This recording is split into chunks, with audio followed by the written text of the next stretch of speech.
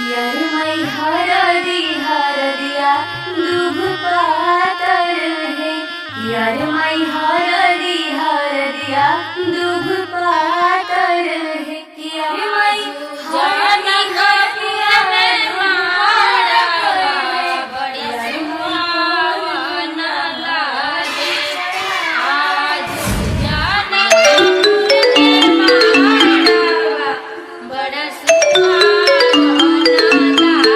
Hello. हाँ hello. कहाँ बाड़ा? घरे बनी। अरे जल्दी आवा ना।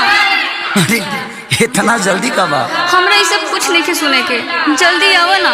अरे तो इतना घबराइल काहे बड़ू? हमरा जिंदगी और मौत के सवाल बा, प्लीज जल्दी आ जाना। ठीक बा आओ।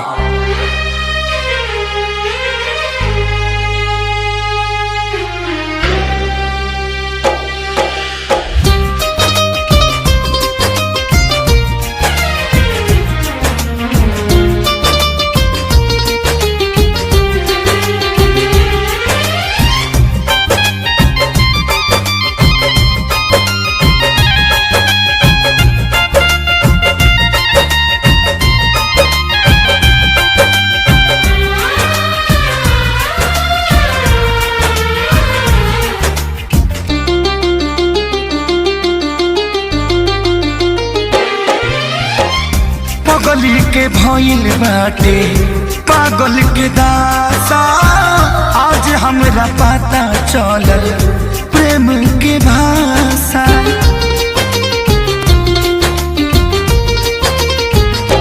हाँ पागल के भइल बाटे पागल के दासा, आज हमरा पता चलल प्रेम के भाषा।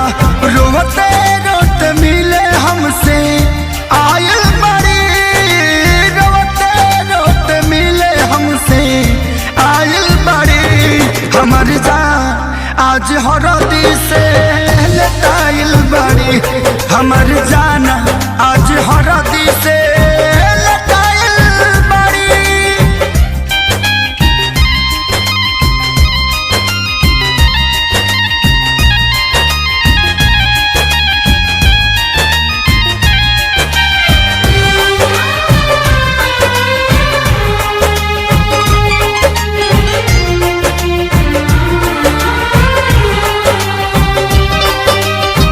घर परिवार देख खोजत होई जा, छतिया पमुड़ी धके रोवा तारी एही जा।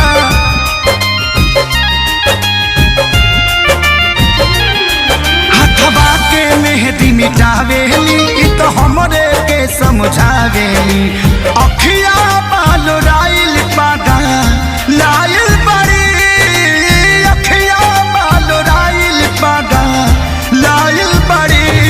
हमर जान आज हरद से लटाइल बड़ी, हमर जान आज हरद से लटाइल बड़ी।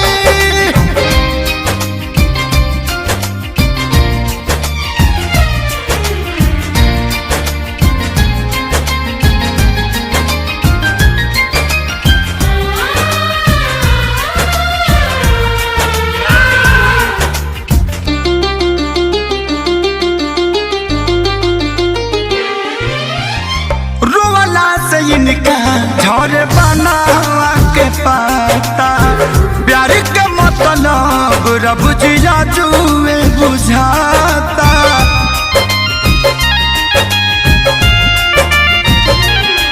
हम इनका से तनिको खफा नहीं खी, काहे की जान बेवफा नहीं खी। अखिलेश के खेसारी खाती भुलाइल बड़ी, अखिलेश के खेसारी खाती भुलाइल बड़ी।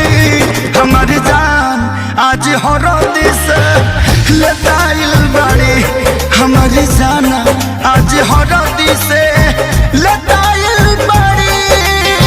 ए जा, हम तो के छोड़ के ना जाए। सुना, कुर्बानी के नाम ही तो प्यार होला, और प्रेमी से बढ़ के परिवार होला। सबके इज्जत के बात न जान, तोहरा चले के परी। चल।